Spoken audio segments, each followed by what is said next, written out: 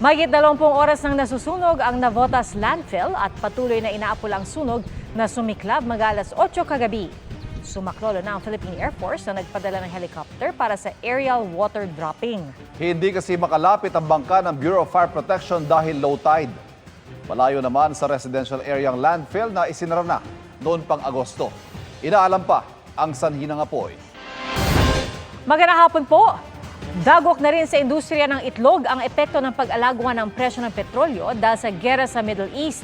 At bumaba man ang presyo nito, lumiit naman ang demand. Sa isang farm sa Pampanga, marami nang nasayang ng mga itlog, balut at penoy dahil hindi maibenta. Kung hindi pinamimigay ng libre, itinatapon na lang dahil nabulok na. Nakatutok si Katrina Son. Nabulok na kaya itinapon na lang ang dose-dose ng itlog, balot at penoy sa isang farm sa barangay Paligi, Candaba, Pampanga. Wala na kasing humahango sa kanilang mga paninda. Bukod dito, hindi na rin sila makapag-deliver dahil iniinda nila ang mataas na presyo ng diesel. Posible po talaga na magsara kung hindi babalik sa o kung patuloy na magtataas yung diesel natin, petrolyo natin. Panawagan nun sana namin sa gobyerno, sana magawa nila ng solusyon para bumalik sa normal yung buhay. Ang iba namang itlog, balut at penoy, ipinamimigay na lang nila para mapakinabangan. Ramdam din ang pagbaba ng presyo ng itlog sa ilang pamilihan sa Metro Manila. Sa Blumentritt, Maynila na isa sa mga bagsakan ng itlog, bumaba ng 10 hanggang 20 piso ang presyo kada tray ng itlog. Malaki ang binaba ng market talaga. Bagsak ang presyo. Kahit mura na ang itlog, mas kumaunti ang humahango at bumibili sa kanila dahil hindi makabiyahe bunsod ng pagmahal ng petrolyo. Kaya kung dati ubus na ang kanilang ibinebenta ng 3 araw. Ngayon, maabot minsan na 5 days, 1 week ganyan. Pagka mas sobrang tagal na, minsan maabot sila ng yung iba, maabot ng 1 week or so, isang hanggang 2 linggo. Maging ang mga humahango ng itlog, ramdam na mas mahina na ang bentahan ng itlog. Ang dati raw na per tray kung bumili, ngayon kada piraso na lang. Kumunti ang tubo namin. Dati 50 trays na binibili namin eh. Ngayon nasa mga 24 na lang kinukuha namin yan, 24 trays. Sa Mega Q-Mart sa Quezon City, wala raw pagbabago sa presyo ng itlog. Ang small na itlog, 8 pesos kada piraso. 8 pesos and 50 centavos naman ang medium, habang 9 pesos ang large. 9 pesos and 50 centavos ang extra large at 10 pesos ang jumbo. Ay di bumaba, di salamat sa lahat kung bumaba. Adanga, para lahat kami makinabang naman. Mas okay kung bumaba siya at is nakatulong sa mga consumers. Sinubukan namin kunin ang panig ng Department of Agriculture at Philippine Egg Board tungkol sa bentahan ngayon ng itlog. Ngunit wala pa silang tugon sa ngayon. Sa pinakahuling price monitoring ng DA, depende sa laki, naglalaro sa mahigit 6 pesos hanggang halos 10 pesos ang presyo ng white chicken egg. Katrina Son, nakatutok, 24 oras. Bistado sa Bulacan ang operasyon ng online sabong na mahigpit ngayong ipinagbabawal. Nakita po sa surveillance sa motoridad kung paano nila live stream ang talpakan. Nakatutok si John Consulta, exclusive. Mukhang ordinaryong sabong lang sa unang tingin ang nagaganap sa sabungan na ito sa San Ildefonso, Bulacan. Pero ang talpakan, naka-live stream. Bawal pa man din ang e-sabong. Huli rin sa akto ang ilan sa mga tauhan ng sabungan na abala sa pagtanggap ng taya online. Binibidyohan nila yung actual na sabong sa sabungan, then yun, nagla-live feed sila at doon tumataya yung mga mananaya. Kailangan na subukan ng mga tao natin na tumaya, so doon may mga resibo na pinagtayaan. According doon sa mga nahuli natin, I think 2 weeks na sila nag-engage sa ganitong bawal na gawain. 16 ang inaresto ng PNP Region 3 at San Ildefonso Police, kabilang ang mga nasa likod ng operasyon ng e-sabong. Kasama sa mga dinakip ang nakapulang t-shirt na lalaking ito, nakita rin sa video ng ruweda sa e-sabong. Kinumpiska ang mga kamera, computer at gadget na ginagamit sa online sabong at 3 baril. They're claiming na may mga naipresenta naman silang dokumento, firearms license and PTC, pero kahit may PTC ka, those firearms are not allowed na dadalhin mo sa mga ganong lugar, sa sabungan, hindi allowed yun. Nakipag-ugnayan tayo immediately sa firearms licensing office sa FEO at we requested na ipakancel yung lisensya nila. Sabi ng Police Regional Office 3, tuloy-tuloy ang operasyon nila laban sa mga nag-underground isabong sa Central Luzon. Maraming nagka-bound-bound sa utang, naloko dyan sa sabong na yan. Yung access kasi hindi nakokontrol. Baka yung mga bata tumataya na rin dyan. No? Kaya yan ay talagang mahigpit na pinagbabawal. Wala pang payag ang mga inaresto na sinampahan na ng reklamo. Pag napatunayan nagkasala, maharap ang mga naresto sa parusang 6 na buwan hanggang 20 taong kulong na may kasamang kalahating milyon hanggang 5 milyong pisong multa. John Consulta, Nakatutok, 24 Oras. Lumaki pa ang posibleng rollback sa presyo ng diesel at gasolina sa susunod na linggo, batay sa 5 araw na trading ng langis sa world market. May dumating pa na dagdag na supply ng diesel na binili ng gobyerno. Nakatutok si Bernadette Reyes. Nasa Pakistan na ang mga kinatawan ng Amerika at Iran para sa peace talks, kasunod ng inanunsyong ceasefire nitong Martes, oras sa Amerika. Mabilis na bumaba ang presyo ng crudo sa world market, kasunod ng pansamantalang tigil hidwaan at pagbubukas ng Iran sa Strait of Hormuz na pangunahing daanan ng supply ng petrolyo mula Middle East. At sabi ng Department of Energy, tiyak na ang rollback sa susunod na linggo base sa magandang indikasyon ng trading ng langis sa world market. Kumpara sa taya kahapon, lumaki ngayon ang posibleng rollback. Ayon sa oil industry sources, base sa 5 araw na trading sa world market at foreign exchange, 8 pesos and 80 centavos hanggang 10 pesos and 80 centavos kada litro ang maaaring matapyas sa presyo ng diesel. Hanggang 1 peso and 50 centavos naman sa gasolina. Kadalasan tuwing araw ng Martes, nagpapatupad ng price adjustment ang oil companies. Pero para sa mga namamasada, hindi nila mararamdaman ang rollback sa laki ng itinaas sa nakalipas na 5 linggo. Base sa monitoring ng GMA News Research, hanggang 153% ang itinaas ng diesel mula nang sumiklab ang giyera.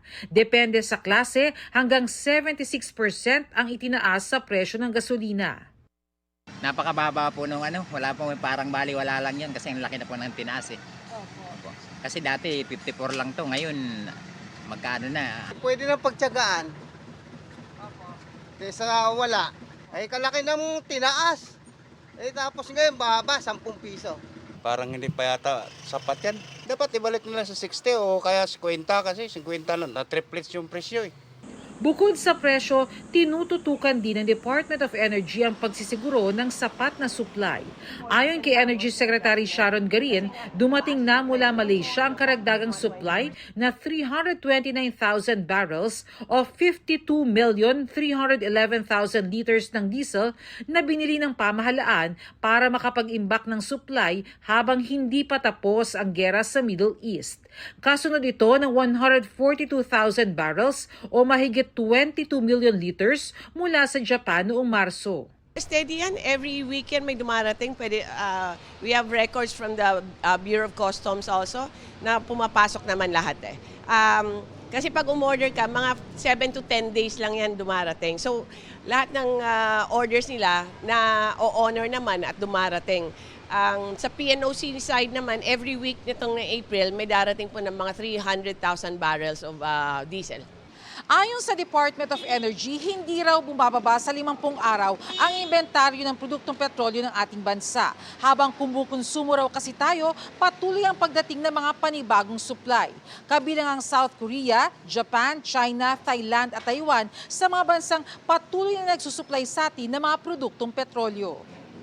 Umorder na rin ang pamahalaan ng LPG. Bernadette Reyes, Nakatutok, 24 Oras. Namitas, pinaghahampas.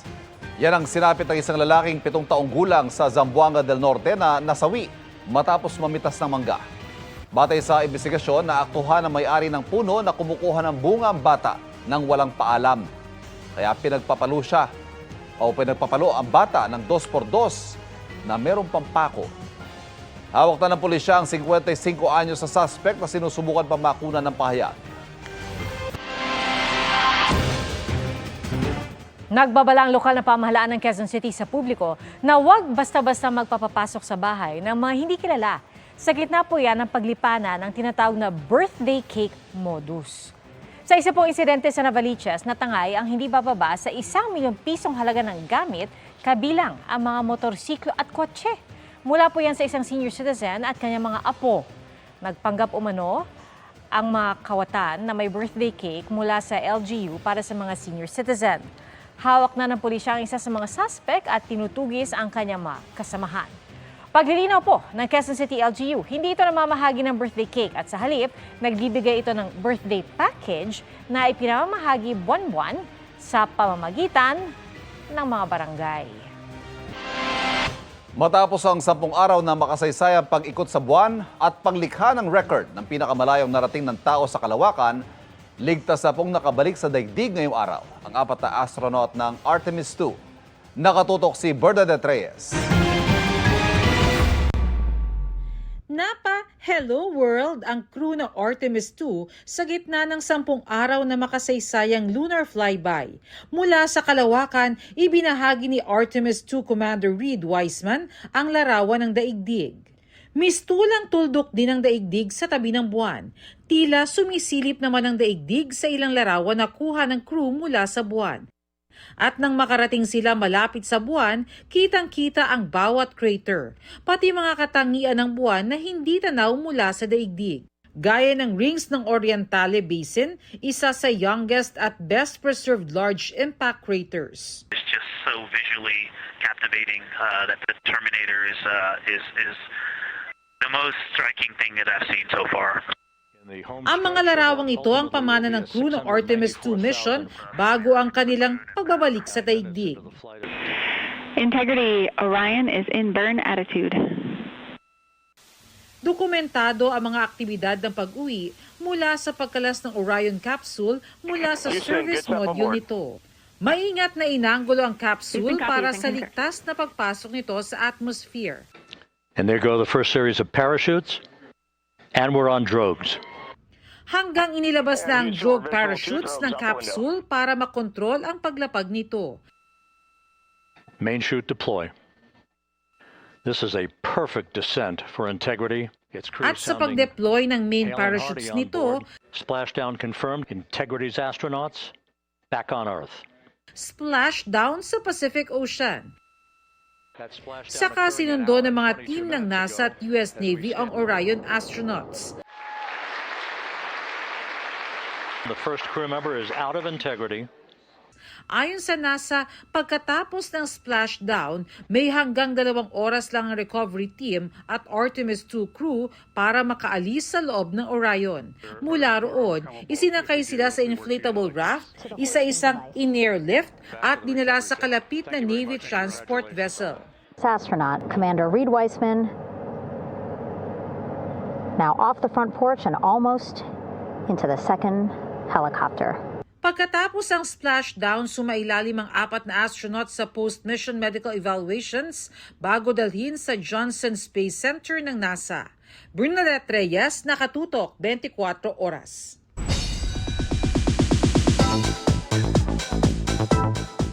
Get ready to explore kasama si Ultimate Kapuso heartthrob Miguel Tan Felix sa kanyang first solo hosting stint para sa isang upcoming travel show. Narito ang aking chika. From family vacation sa Batanes to going solo sa ibang bansa gaya ng South America, living the life pagdating sa travel si Miguel Tan Felix. At ngayon, ipapakita ni Miguel ang natutunan niya sa iba't ibang paglalakbay sa iyo host niyang travel show na Planet XP. Matagal ko nang hinihiling na magkaroon ng isang travel show.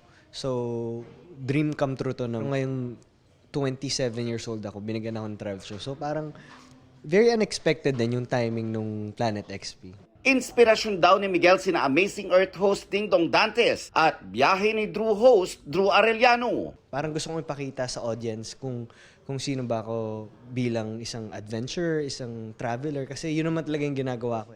Miguel's mindset is to learn and enjoy every episode. Inaasahang mabubuhay ang interes ng kabataan sa iba't ibang komunidad at ganda ng ating bansa. Kumbaga ako mismo at kasamang buong team, wow, may team na rin ako, parang Jessica So. Kasamang, lumipad ng aming team. Sa amin, di lang lumipad, binangka namin, hinike namin, so very immersive siya.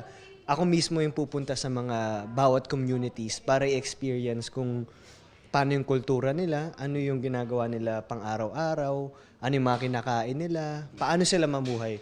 Ang programa ay partnership ng GMA Network at National Council for Children's Television bilang grantee ng National Endowment Fund for Children's Television. Mapapanood ang 5-part infotainment show na Planet XP mula May 2 tuwing Sabado, 6:30 p.m. sa GMA.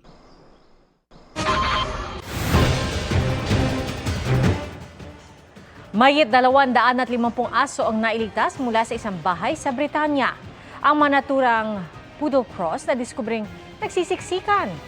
Ikinilarma ito ng Royal Society for the Prevention of Cruelty to Animals, lalo't dumarami rin daw ang mga kaso ng napakaraming hayop sa iisang address. Hindi nga raw kapanipaniwala ang dami ng mga ito, kaya sabi po ng ilang netizen, mukhang gawa ng artificial intelligence ang mga litrato kuha. Git po ng grupo, hindi AI-generated ang larawan. Patunayan nila ito ng kalunos-lunos na realidad ng mga hayop. Nananawagan din ang grupo na mag-adopt ng mga rescue dog para hindi rin magsiksikan sa mga animal shelter. Iniimbestigahan po ng pulisya sa Olongapo City ang pagkamatay ng magpinsang 4 na taong gulang na lalaki na nakulong sa isang abandonadong kotse. At mula sa Subic, Zambales, nakatutok live si Jamie Santos. Jamie? Pia, palaisipan pa rin kung paano nakulong sa loob ng kotse sa Olongapo City ang magpinsang kapwa 4 na taong gulang na lalaki na kanilang ikinasawi. Bagaman walang nakikitang foul play, hindi pa rin itinuturing sarado ang kaso. Bandang alas 11 ng umaga noong Miyerkules, April 8, nakuna ng CCTV ang 2 batang ito sa isang bakanteng lotes sa Barangay Barreto, Olongapo City. Naglakad sila patungo sa isang nakaparadang kotse. Pareho silang pumunta sa kaliwa ng kotse, binuksan ang pinto at pumasok sa loob. Nanatili sila roon na walang sino mang lumapit sa kotse. Bandang alas 2 ng hapon na nakitang walang malay ang 2 bata na magpinsan at parehong 4 na taong gulang. Mayroon pong tumawag po sa barangay. Yung pinangyarihan ay almost 30 meters lang po ang layo ng bahay nila. At madalas po naglalaro yung bata na yan doon sa yung lugar na pinangyarihan. Ayon sa pulisya, wala noon ang mga magulang nila at binabantayan ng nakatatandang kapatid ng isa sa mga biktima. Umalis daw ang 2 nang hindi nagpaalam. Pinagbilinan naman na mga mas nakakatandang pinsan at kapatid. Kaya lang po, itong 2 bata ay nawaglit, kumbaga hindi nagpaalam doon sa pinagbilinan. Yan, hinanap sila nung hindi lang talaga sila nakita. Batay sa investigasyon, dead on arrival ang isa sa mga bata, habang ang isa pa ay binawian ng buhay sa ospital. Pinaniniwala ang suffocation ng sanhi ng pagkamatay ng 2. Sa ngayon po, wala. Ayaw kong sabihin na tapos na. Dahil siyempre, mga ganitong bagay, lalo na, kawawa naman yung pamilya. Pag nakumpleto na namin at natapos na yung pag-iimbestiga namin, siguro po doon naman na kami makapagsabing case closed na. Nakaburol sa Barangay Barreto ang isa sa 2 bata. Ang isa pang biktima, nakaburol sa Barangay Mangan Vaca sa Subic, Zambales. Tulungan po sana kami sa mga gastusin namin sa papalibing, katulad po dyan sa kabaon. Sa mga po nagsasalita ng di magaganda sa amin, sana intindihin na lang po kasi nagdadalamhati din po kami. Ayon sa pulisya, handa raw ang may-ari ng kotse na tumulong sa kanila at alisin ang kotse sa hiling na rin ng mga magulang ng isa sa mga nasawing bata. Sinabi rin ng may-ari ng kotse na halos 3 taon na raw hindi ginagamit ang kotse at alam niya ay nakalak ito. Kaya nagulat raw siya kung paano ito nabuksan. Pagka alam talaga nila ay nakasara po yan. Kaya nga po, 3 taon na yan naka-junk dyan eh. Nakasara yan at hindi nila alam kung bakit na bukas yung driver seat. According po doon sa mga tao doon, madalas po may naglalaro ng mga bata dyan na mas malalaki pa doon sa mga dalawang nasawi. Pribadong lote ang pinagparadahan umano ng sasakyan at natenga roon dahil sa usapin sa pagmamay-ari ng kotse. Pia, sa ngayon nagpapatuloy ang masusing investigasyon ng pulisya upang mabigyang linaw nga yung nasa likod ng insidente at mabigyang linaw ang sinapit ng 2 bata. At yan ang latest mula rito sa Subic, Zambales. Balik sa iyo, Pia. Jamie, mas maghihigpit ba ang mga otoridad sa pagbabantay pati na rin doon sa bakanteng lote? Dahil nakita natin doon sa kuha ng CCTV, may isa pang kotse, no? Pero hindi kasi malinaw kung abandonadong kotse din ba yun o nakaparada lang yun doon sa mga sandaling yun. Ano yung mga ginagawa nilang hakbang para matiyak na hindi na maulit ang ganitong klaseng insidente? Pia, sa panayam natin nga sa hepe ng Olongapo City Police Station, Station 6, sinabi niya sa atin na agaran na niyang ipinag-uutos ang pagsasaalis ng 2 abandoned car dito nga sa private lot. Nakausap na rin daw nila yung may-ari ng mga sasakyan nito, maging yung may-ari ng private lot para sa mabilis na pag-aalis ng 2 sasakyan dito. At ipinag-utos na rin at nakipag-usap na rin siya sa barangay chairman dito nga sa Olongapo na kung saan nakakasakop nga itong nangyaring insidente na magbantay at tignan yung mga batang naglalaro para hindi na maulit yung ganitong insidente, Pia. Maraming salamat, Jamie Santos. Kahit walang permit, kumakayod pa rin sa pagpasada ang mga tsuper ng e-trike sa Maynila sa gitna ng mahal na petrolyo. Nakatutok si Jomer Apresto. Kahit saan ka lumingon, mayroon kang makikitang namamasadang mga e-trike sa bahaging ito ng Malate, Maynila. Ito ang karaniwang sinasakyan ng mga turista na namamasyal sa Adriatico. Kumpara kasi sa mga tricycle, mas tahimik at walang usok ang mga ito na mas gusto ng mga turista. Pareho lang ang pasahe sa e-trike at tricycle, kahit hindi naman sila gumagamit ng petrolyo. Bali, mataas din po yung nito sa kuryente. Idagdag pa ang patuloy na pagtaas ng presyo ng mga pangunahing bilihin. Sa kabila ng kagustuhang maghanap buhay, hindi pa rin may iwasan na hulihin sila ng mga tauhan ng Manila LGU dahil sa illegal na pamamasada. Wala pa kasing ibinibigay na permit para sa mga e-trike. Ginagawa po namin, din namin po nilalabag yung rules po. Doon lang kami umano kasi once na nag-counter po kami, doon kami hinuhuli ng polis. Bagaman walang permit, organisado pa rin naman daw ang mga e-trike drivers sa Malate at may ilan na nagmamaneho sa ilalim ng Pedicab Operators and Driver Association o PODA. Nakahanda naman daw siya kung sakaling magbaba ng guidelines para sa kanilang permit. Pero kumuha na ako ng lisensya. Magulo pa eh. Sabi ng barangay, lokal na pamahalaan ang nagbibigay ng permit sa mga e-trike. Pakiusap ng mga e-trike driver, huwag silang pagbawalang mamasada dahil kailangan din naman nilang maghanap buhay para may makain ang kanilang pamilya sa gitna ng pagtaas ng mga bilihin na epekto rin ng pagtaas ng presyo ng petrolyo. Jomer Apresto, nakatutok, 24 oras. Todo higpit ngayon ang sinturon ng mga namamalengke dahil sa pagmahal ng bilihin. At kahit may inaasahang rollback sa presyo ng petrolyo, sinabi po ng Agriculture Department na hindi yan basta-basta mapapababa ang presyo ng mga produkto. Nakatutok si Bea Pinlac. Pahigpit ng pahigpit ang sinturon ng ilang mamimili dahil sa walang patid na pagtaas ng presyo ng petrolyo nitong mga nakaraang linggo. Bibili ako ng karne, hindi ko na iabot ng tag-1 kilo kasi kulang sa budget. Sobrang mahal na eh. Si Vilma, 1 1/4 na kilo ng pork chop ang binili sa Mega Q-Mart sa Quezon City. Pero ulam na raw ito ng pamilya sa loob ng 4 na araw. Magiging creative ka na lang pagdating sa pagluluto, pagbabudget. Ang kasim at pige sa Mega Q-Mart umaabot ng 360 pesos kada kilo. 420 hanggang 450 pesos naman ang liempo. Mataas ang mabi namin, every 3 days, mataas kami. Alam mo, ang kita namin paliit.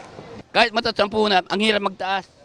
Sa susunod na linggo, sigurado na ang bawas presyo sa petrolyo ayon sa Department of Energy.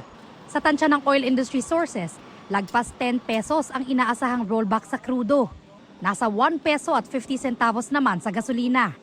Pero sabi ng ilang nagtitinda ng karning baboy, Kung mababa ng bahagya, medyo mahirap magbaba ng kung kukunti lang ang binaba ng gasolina. Kailan mga, at least mga 10 hanggang 20 pesos, gano'n. Bababa kami ng mga 5 pesos. Hindi pa rin sapat nyo na kami magbaba ng kwan ng paninda namin Kasi magkano lang ang binaba. sabi ng Department of Agriculture, hindi pa kaagad mararamdaman ang epekto ng bawas presyo sa petrolyo sa presyo ng pagkain. Nakakatulong para hindi na tumaas palalo at itong pagbaba ay naasahan natin na makakatulong konti. Pero hindi pa siya ganun talaga na ina-expect natin na talaga magkakos ng significant na pagbaba. Pero kampante ang DA na hindi aabot ng 500 pesos kada kilo ang karning baboy. Sa ngayon kasi marami naman kasing imported na puno-puno yung mga cold storages natin. So we're not seeing na abot sa presyo na 589 yung na-project. Bea Pinlac, Nakatutok, 24 oras. Walang kawala sa NBI ang target nilang nang sa scam umano ng mga negosyante at opisyal ng gobyerno. Para makalikom ng pera, bumuo ang suspect ng bogus na charity foundation. Nakatutok si John Consulta, exclusive. Nang makalapit na ang mga ahente ng Special Action Unit sa kanilang target. Saan yung pera? Saan yung pera? Baka mo, lagay mo sa bulsa mo yan. Na-corner nila ang 32 taong gulang na target ng kanilang operasyon. Miyembro umano siya ng grupo na ang modus, mangalap ng pera mula sa mga negosyante at opisyal ng gobyerno para sa bogus na charity foundation. Ayon sa NBI, gumamit ang grupo ng mga money mule o bank account ng ibang tao para tuluyang matakas ang mga perang nakuha nila mula sa mga kilalang negosyante at mataas opisyal ng LGU. Nagpapakilala sila na ibang pangalan, matataas na pwesto sa gobyerno o kaya mga kilalang negosyante at vice versa, hindi binibiktima nila itong mga ganitong tao. At may mga detalye silang nakukuha at yung sa pamamagitan nakapanghingi sila ng pera. Lumalabas, meron pa pala itong outstanding warrant of arrest for statutory rape. Itinanggi ng suspect ang paratang. Hindi po totoo yung biktima lang din po ako. Yung pera po na kinuha ko, inutos lang po sa akin yun para kuhain ko. Nagsasabi po sa akin, nagtatrabaho daw po siya sa Senate. Na-inquest na sa reklamong paglibag sa Anti-Financial Account Scamming Act ang suspect. Tukoy na rin ang isa pang suspect na sinampahan na rin ng reklamo. Huwag basta-basta maniniwala doon sa mga humingi ng tulong na para kunyari sa mga NGO to, sa mga institusyon na nagbibigay ng charity works dahil ito yung isa sa modus na ginagawa nila. So pag-ingat po tayo. John Consulta, Nakatutok, 24 oras. Sky's the limit ang pangarap ng isang Pinoy na nagtatrabaho ngayon sa National Aeronautics and Space Administration ng Amerika. Naging katuwang din siya ng katatapos lang na Artemis II mission. Nakatutok si JP Soriano. To the moon and back ang naging misyon ng Artemis II nitong nakaraang linggo. Ito ang unang space mission na nagdala ng crew malapit sa buwan sa loob ng mahigit 5 dekada. Maituturing na milestone ng maabot ng Orion spacecraft ang pinakamalayong distansyang nalakbay ng tao mula sa ating daigdig na umabot ng 252,760 miles. Nakita rin nila ang far side ng buwan. At ngayong araw, April 10 sa Amerika, matapos ang halos 10 araw sa kalawakan, ligtas na nakapag-splashdown ang capsule ng Artemis II, lula ng 4 na crew nito sa Pacific Ocean, malapit sa San Diego, California. And speaking of milestone, I am Louis Rabara, born and raised in the Philippines. My biggest project, ito yung Artemis II, historic. Ang kababayan nating si Louie, iwinagayway ang watawat ng Pilipinas bilang data controller sa NASA na siyang nagpoproseso ng data na tinatransmit ng mga spacecraft, kabilang ang Orion spacecraft sa Artemis II mission. Yung First day of launch, doon kami sa Space Center, which is the mission control. Ang naging part namin dito as data controllers is the Space Network. Meron kaming array of antennas. After na lumagpas na siya ng Earth orbit, kami na po yung nakakapag-track sa kanila sa mga data na makukuha nila dun sa space. Dating IT staff si Louis sa UCLA o University of California, Los Angeles. At hindi raw naging madali ang kanyang journey, lalo't wala siyang background sa astronomy. Sobrang hirap po mag-apply ng trabaho kasi wala ako lahat. Hindi ako straight papunta sa astronomy po. Kasi nag-graduate ako ng computer engineering and wala naman ako idea before na kaya na makakapasok ako dito sa ganitong job. Ang dating batang fascinated lang sa mga astronaut, ngayon, nakakatrabaho na niya. Minsan iniisip ko parang hindi siya totoo. Ito yung nagsisimula ako ng feeling ko hindi ko kaya. Sobrang surreal pa rin po hanggang ngayon. Kaya payo niya sa mga kabataang Pinoy na nagnanais ding makapasok sa NASA o nangangarap ng to infinity and beyond. Walang imposible. Huwag lang kayo matakot mangarap. Kahit feeling nyo is impossible siya, there's always a chance. Tuloy-tuloy lang sa pag-aaral. And of course, I always pray to God. JP Soriano, nakatutok 24 oras. Kritikal ang isang rider sa Dawin, Negros Oriental nang sumalpok sa isang truck. Palikuna sa diversion road ang truck nang biglang salpukin ng humaharurot na motorsiklo sa barangay Bulak. Ayon sa Dawin Municipal Police Station, sa lakas ng impact, nasira ang helmet ng rider at nagtamo ng head injury. Ang driver naman ng truck nakiusap na ihatid muna sa sugar mill ang kargang tubo bago sumuko sa pulisya.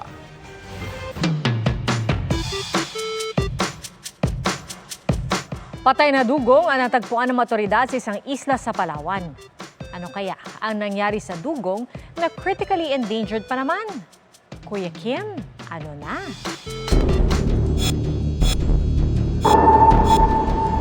Namumula ang katawan, sugatan at wala ng buhay.